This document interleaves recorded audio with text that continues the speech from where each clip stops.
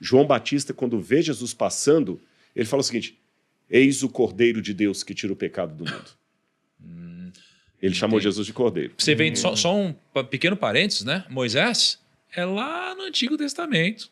Tá falando do Cordeiro que aparece lá na frente. Então é mais uma das evidências que estão apontando para esse lugar. Exatamente. Né? Então tudo que aconteceu no passado acabava sendo uma grande profecia para Jesus que havia de vir. Agora, quando é que ele tomou a consciência que ele era Deus? Nós não temos um versículo da Bíblia que diga claramente foi a partir daqui. Mas eu posso ter algumas inferências das passagens bíblicas. Em primeiro lugar, Jesus já sabia que ele era divino pela maneira como ele age no templo. Olha como é que ele vira para Maria e José assim: por que vocês estão assustados? Não convinha que eu estivesse aqui discutindo, cuidando dos negócios na casa do meu pai? Então ele já sabia da filiação divina dele com 12 anos. Pô, será que em algum momento ele não sabia? Acho que essa é uma pergunta, né? Com certeza não. Por quê? Ele é Deus. Ele é Deus, mas aqui que é o mistério da encarnação. Quando Cristo se tornou homem, ser humano, ele não poderia tornar mais ou menos ser humano. Ele tinha que se tornar completamente ser humano. Jesus, diz a Bíblia, o apóstolo Paulo fala isso, ele é semelhante a nós em tudo, exceto pecado. Ele não cometeu pecado.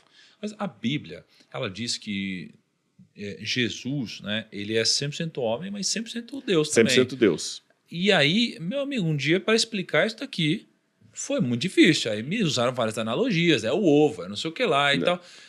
Como que eu explico, então, que ele é 100% homem, e que ele 100% sente Deus? tudo que a gente sente, mas ao mesmo tempo também é 100% Deus? Vou te falar como.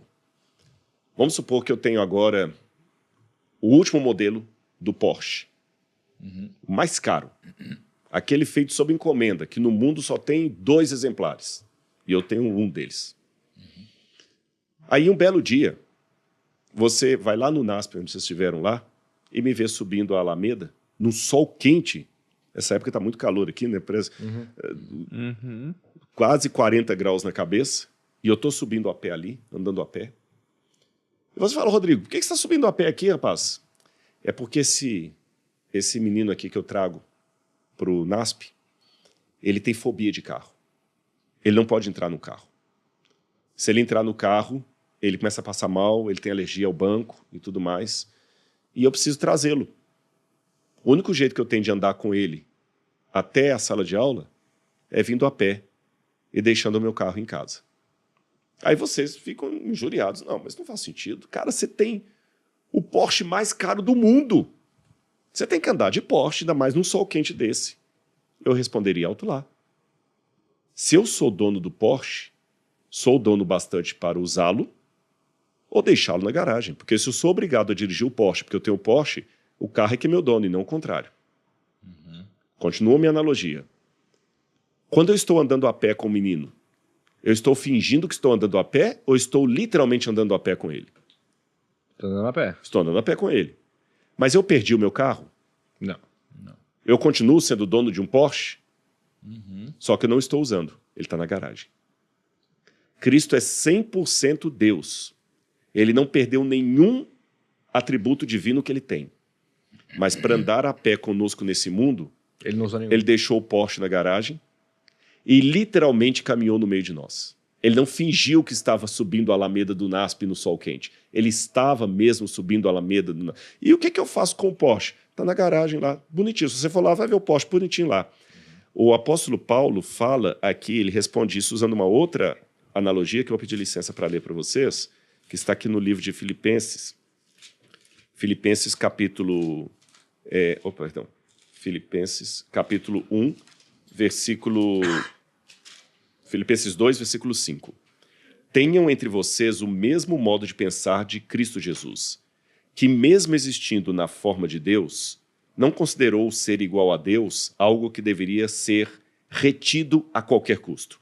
Pelo contrário, ele se esvaziou, assumindo a forma de servo, tornando-se semelhante aos seres humanos. Ele se esvaziou. Ele não perdeu o 100% Deus que ele é, mas ele adquiriu a natureza humana. Agora, para adquirir a natureza humana, ele teve que pagar um preço. Qual o preço? Quando ele nasceu, Jesus fez cocô parecendo com um abacate, como qualquer recém-nascido. O nascimento de Maria não foi um negócio assim especial no sentido de como é o filho de Deus, sai uma luz. Não, ele nasceu, sangrou, doeu. Ele deve ter se machucado. Quando o dentinho de Jesus estava nascendo, ele deve ter tido febre, ele coçava, ele chorava. Se Jesus estivesse aqui hoje, considerando, né, a situação humana dele, ele poderia ser acometido de um vírus, de uma bactéria. Ele teve medo, ele teve fome, ele teve sede. Não é mais ou menos isso? Por exemplo, ele poderia ter tido uma doença e morrido. Mas se ele ficasse doente, Deus ia falar, não, isso aqui não vai cumprir o propósito, então ele não vai pegar a doença. Assim. Será que não tá? Era meio que tipo, você é humano enquanto não tiver algo que possa te afrontar a vida. Porque no momento que isso for acontecer, não, peraí, eu preciso te proteger, isso não pode acontecer. Mas isso é com cada um de nós. Diz que não cai uma folha do céu sem que Deus permita. Sim. Então isso não é nenhum privilégio de Jesus. Eu estou vivo até hoje, eu podia ter morrido ontem.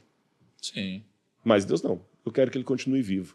Então, pelo contrário, isso que você está falando mostra ainda mais a entrega dele à vontade do Pai. A entrega dele à vontade do Pai. Tanto é que, quando ele vai ser crucificado, ele demonstra que aquela não era bem a vontade dele. Ele fala, né? Pela sua vontade. Ele fala, Pai, então, esse é o único se possível, afasta de mim esse cálice. Isso. Mas se não for possível, faça-se a tua vontade e não a minha. Quer dizer que a dele não era aquela. Daqui a algumas horas, não sei quando, a gente vai chegar nesse momento. Que o ponto que Jesus agora tem 12 anos. Caraca, esse é o único momento que ele sofre, que eu vejo ele sofrendo. Não o único, mas que eu vejo ele muito homem nesse caso. Meu Deus, muda. Pai, não é isso. Pelo amor de Deus, se der, me tira, me livra, né? Enfim. E aí, vamos lembrar que estamos na primeira parte. Mas ele tem 12 eu não anos. terminei a resposta. Opa. Nessa questão, então, dele estar 100% homem, repetindo, deixando o carro na garagem, então ele está andando a pé, sentindo o sol quente, a alameda, a perna doendo, ele está andando a pé. Sendo assim, Jesus não usou a onisciência dele. Ela ficou na garagem. Onisciência, para quem não sabe, que não está acostumado com a linguagem teológica, é a capacidade divina de saber tudo. Deus não aprende, Deus sabe. Deus não raciocina, Deus sabe. Ele não chega à conclusão, ele já sabe tudo. Mas para se tornar homem, ele pegou essa capacidade dele e deixou em stand-by. Deixando em stand-by, Jesus teve que aprender, como qualquer criança. Então, é interessante que, embora a Bíblia demonstre que ele já tinha a consciência de ser o Filho de Deus aos 12 anos, ele não tinha todos os detalhes, porque a onisciência dele ficou guardada, ele esvaziou. Então por isso ele perguntava e tentava estudar. E quem deve ter dado os primeiros testemunhos de quem ele realmente era? Maria. Maria e José. Ela que deveria contar para ele, olha, quando você nasceu, meu filho, um anjo de Deus veio até mim, falou que no meu ventre estava o Filho de Deus, você é o Filho de Deus, etc, etc, etc. E aqui para mim levanta uma coisa muito surreal de Jesus, que é a fé dele. Porque ele teve que aceitar todo esse testemunho de Maria pela fé. Ele não tinha evidência externa alguma. Porque ele não lembrava, ele era um bebê recém-nascido. Ele tinha o testemunho dela. Olha, os magos vieram do Oriente, Herodes tentou te matar, o anjo apareceu para os pastores vieram, depois Ana e Samuel lá no templo confirmaram, você é o Filho de Deus. Ela mostrava as profecias de Isaías para ele. Uma vez eu lembro que um amigo judeu falou assim, mentira, porque mulher não podia tocar na Torá. De novo pegando a ideia talmúdica. E no Talmud tem duas afirmações. Tem um rabino que fala que o homem que ensina a Torá para sua filha está colocando na prostituição, e tem rabino no Talmud que fala que o homem deveria ensinar a Torá para a filha, porque é a filha que vai ser a primeira professora dos filhos.